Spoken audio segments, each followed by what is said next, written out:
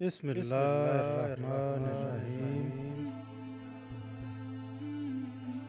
ایک یہودی نے ان سے کہا کہ اے امیر المومنین، تمہاری کتاب قرآن میں ایک آیت ہے جسے تم پڑھتے ہو، اگر وہ ہم یہودیوں پر نازل ہوتی تو ہم اس کے نزول کے دن کو یوم عید بنا لیتے۔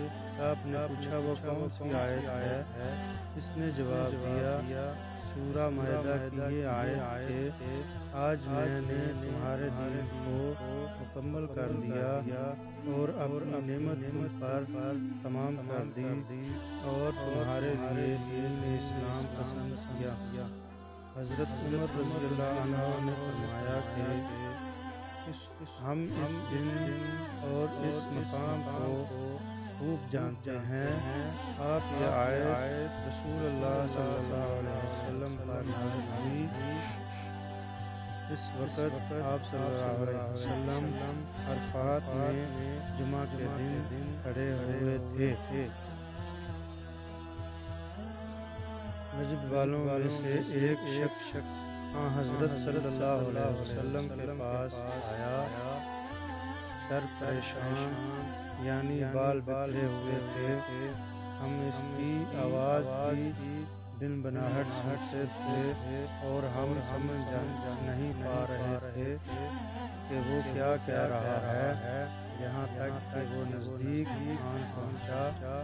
جب معلوم ہوا کہ وہ اسلام کے بارے میں پوچھ رہا ہے، حضرت صلی اللہ علیہ وسلم نے فرمایا کہ اسلام دن رات میں 5 نمازیں پڑھتا ہے۔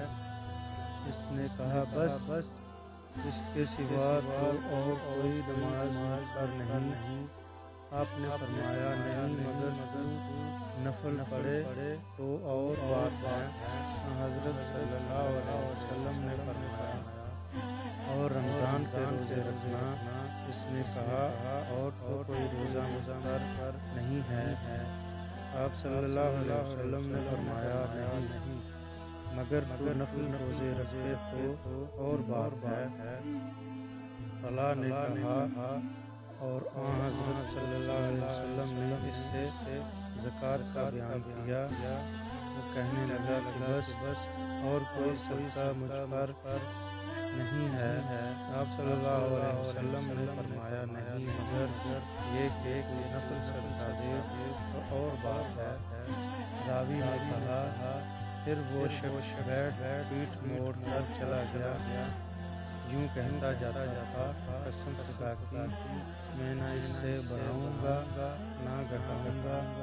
حضرت صلی اللہ علیہ وسلم نے فرمایا اگر یہ سچا ہے تو اپنی مراد پر پہنچ گیا۔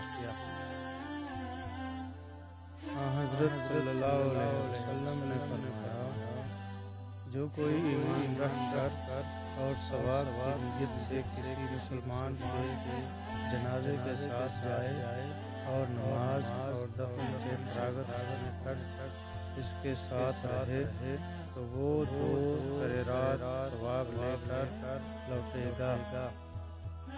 ہر قیرات اتنا بڑا ہوگا جیسے احد کا پہاڑ، اور جو شخص جنازے پر نماز پڑھ کر دفن سے پہلے لوٹ جائے تو وہ 1 قیرات ثواب لے گا۔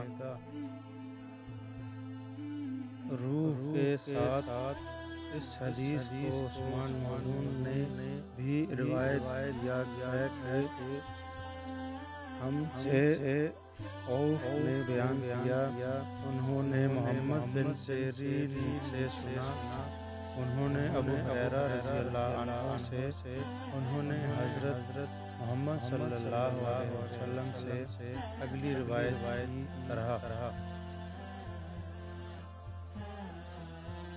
حضرت صلی اللہ علیہ وسلم نے فرمایا کہ مسلمان کو گالی دینے سے آدمی فاسق ہو جاتا ہے اور مسلمان سے لڑنا کفر ہے۔